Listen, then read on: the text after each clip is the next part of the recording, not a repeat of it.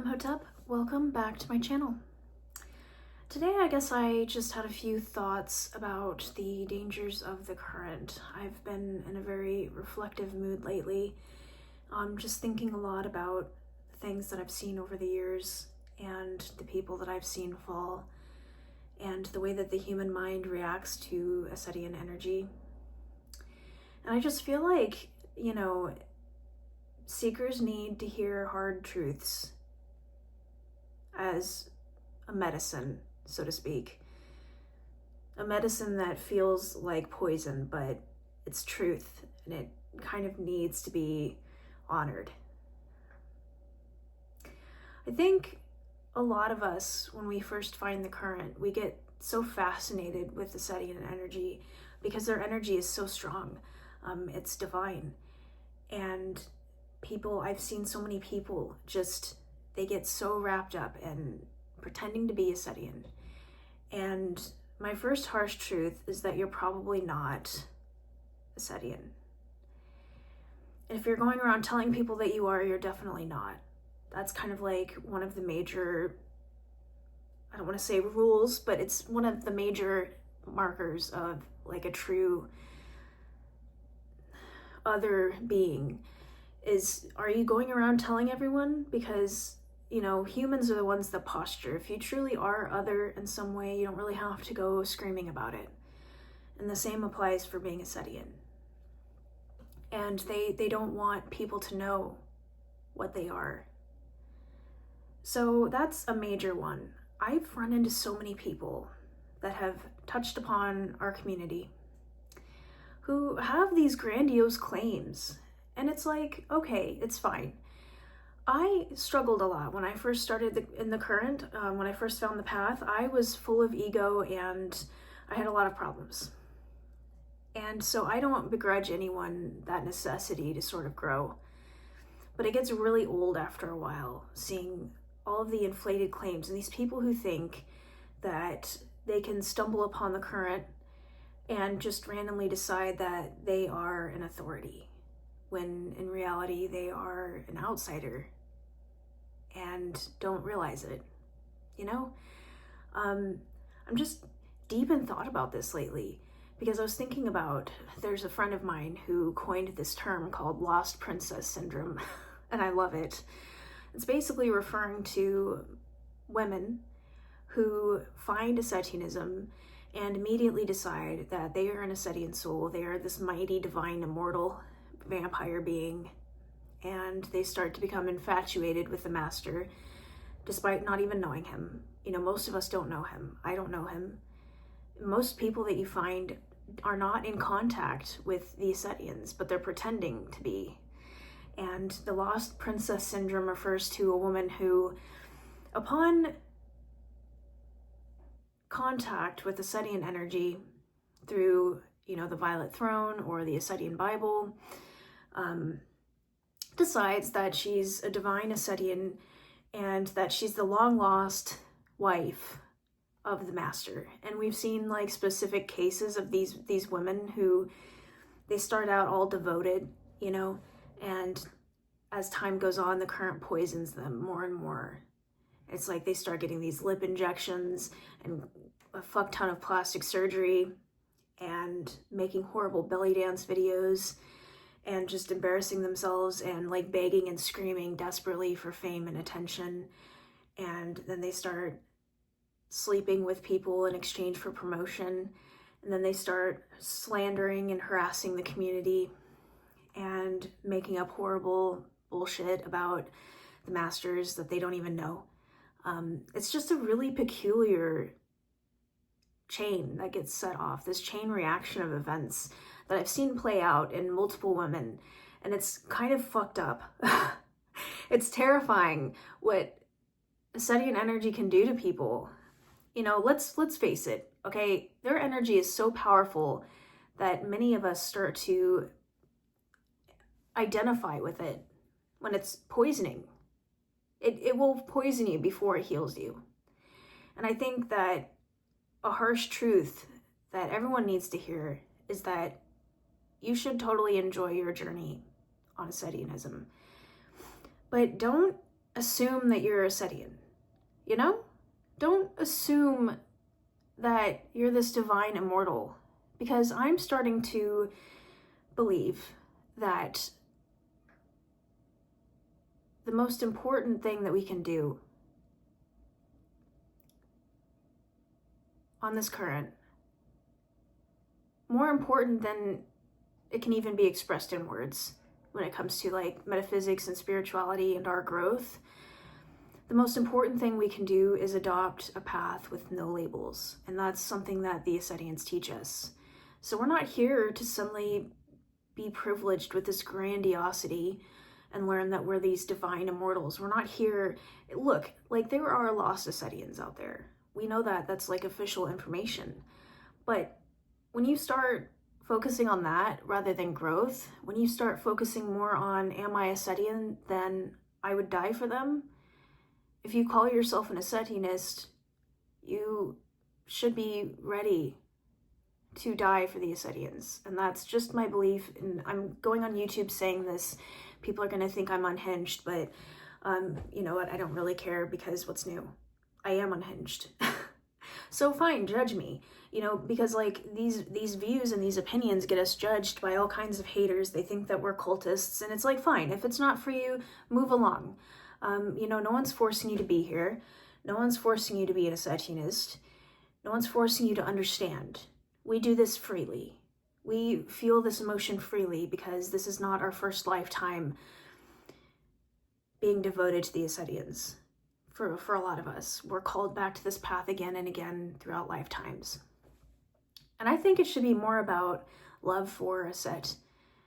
That you love Aset so much that you would give your life for her children. And knowing that deep in the core of your soul.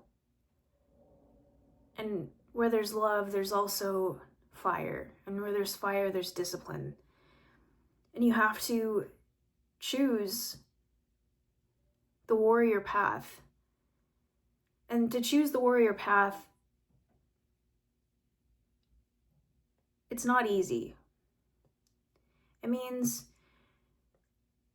carrying a metaphorical sword, and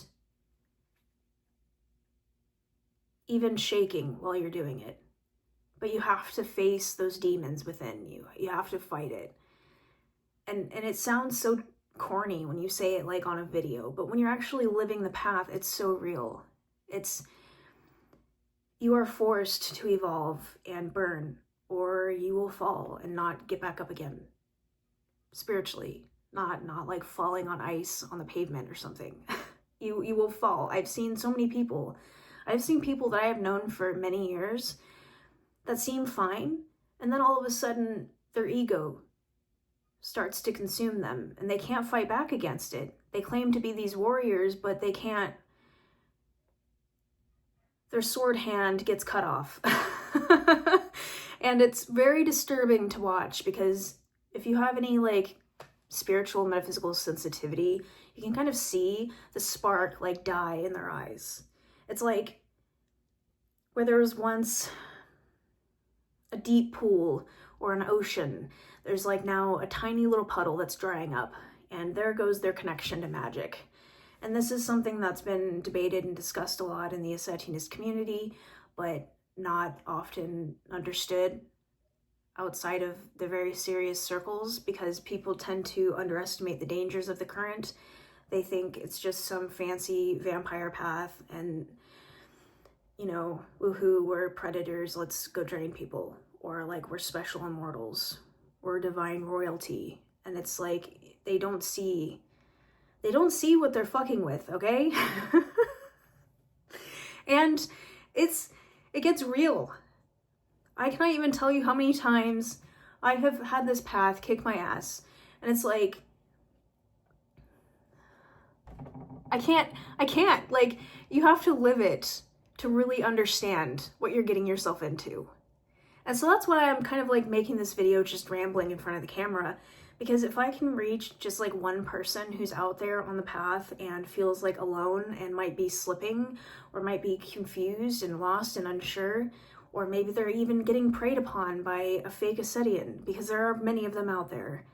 Like, I hope someone at least finds this video and sees that there's a real Ascetinist, like, practitioner out there who feels so passionately about the path, who wants to keep it real and will walk barefoot with you. I don't know how to put this. It sounds so cringy and lame, but like, you know, like, I think it's important that we have each other, that we have the community. I don't know where I would be without this community, led by Nadia, Dawn, and Celine, and others too. I don't know where I would be without them. And you see a lot of people who try to follow the Ascetian path, and I'm not one to judge someone's path as to whether or not it's legitimate. If they truly are devoted Ascetianists, but they're just not social and they're just like not really into the community, that's one thing completely different than what I'm trying to say. But there are plenty of people I've noticed who hide behind that as an excuse to sort of run off, not get challenged by the community, not get challenged by anyone, and slowly devolve and degrade into these like unhinged beliefs. Like these people that form these split off communities, and I've seen this happen before too, they form these little sub-communities so that they can revel in their claims of being Ascetian without being challenged by the greater community, so that they can pretend that they're the ones bearing the flame, they're the ones that teach or bear the current, the tradition, the initiatory element. They're the ones who bear that and not the order. Like, I've seen so many things, like so many comments on my YouTube videos from these weird people who have these weird claims. And I'm like, do I leave this comment up or do I delete it? And I usually end up deleting them because it's like, I don't have the patience for this anymore. You know, all of the gifts that we have just from the Violet Throne alone, from Commit, and people are wasting time on delusions of grandeur, and it's scary, okay? I can't even begin to tell you, like, you're supposed to evolve and grow throughout life. If you don't evolve, you stagnate, you wither. Not every soul is immortal. And that's something that a lot of people, I think, don't really accept, or if they accept it, they're like, well, I'm by default, I don't have to work and grow for my spiritual longevity. I don't have to do that because, you know, I'm eternal. You know, I'm the shit. Like, listen to me rant on social media about magic. Like, it's the state of the modern occult society outside of the underground is completely unhinged and not in a good way, okay? Completely ridiculous. I can't even get into it for legal reasons, okay? Like, if you know, you know. But it is wild how out of step people have fallen in their seeking of the magical arts. And so circling back to my note about the community, I think that a lot of people just, how do I want to say it? A lot of people just, they're like, oh, well, I'm following a solitary path. And they say it like they're special, like they're better than people who feel like they need community. I need community. I need this community. I'm going on camera. I've been on YouTube for a while. I'm not looking for a big following. I'm coming on camera and talking about the path, and I've had people confuse me for something I'm not, you know?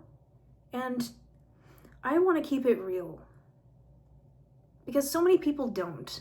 Wherever you hear about Ascetianism, you are often going to hear about fakes. You're going to hear from fakes. I did. It's almost a guarantee that when you embark upon the path and you start to look for information about it, you're going to have someone trying to deceive you about knowing special rituals or being a special elder or being a Ascetian or whatever. You know, you're going to run into that. And so I just wanted to come on here and say, like, community is important. Because I wouldn't have come to all of these realizations if not for the community. I would have been completely lost. And I think people try to act superior, and like they're too secretive for a community. You know, like, oh, I follow my own path, and they're not actually following their own path. They're lost, and they're pretending not to be. You know, I'm not saying that's everyone. Like, there are plenty of people who genuinely follow a solitary path. Okay, I'm not going to begrudge you that. But there are also many people who hide behind this false image that, oh, I'm a secret, special, scary little vampire. Hiss, look at me. I'm pale and I'm spectacular and I have all these abilities and my life is too secret to talk to you online. Like, get over yourself. Come on. Like, come on. I've seen multiple people who know more about this path than most, who are online and even approachable. And they're humble, and they're not going to sit there and claim to be Ascetian. They're not going to claim to have definitive truths of the order. It's just wild what the human mind will do with a spark, a divine spark of flame. What they will do with that just defines their character in ways that I cannot begin to explain to you without you have to live it. You have to live it. You have to grow through the community for many years, and you will indeed guarantee you will uncover this and learn it firsthand in a spectacular organic initiation. You will learn all of it because it repeats and it is textbook. I swear, one day the community is going to write a scientific textbook with a series of criteria you can verify with the scientific fucking method of like what the human mind will do when faced with Ascetian energy. And it is horrible because you see so much fuckery in the community. It is unreal. You see these people become a rotten corpse spiritually, and there's just this mountain of corpses, and you're like, that's nice, that's pleasant. There's flies buzzing around, they're just rotting in the sun. There's vultures circling overhead, the demonic forces of the current just waiting to eat them alive. And you're like, happy Tuesday. Everything's fine. You know, I'm not struggling. The current has me on fire. I'm fucking on fire, you guys. I did my fourth rite. I keep doing the same rite over and over again because I'm trying to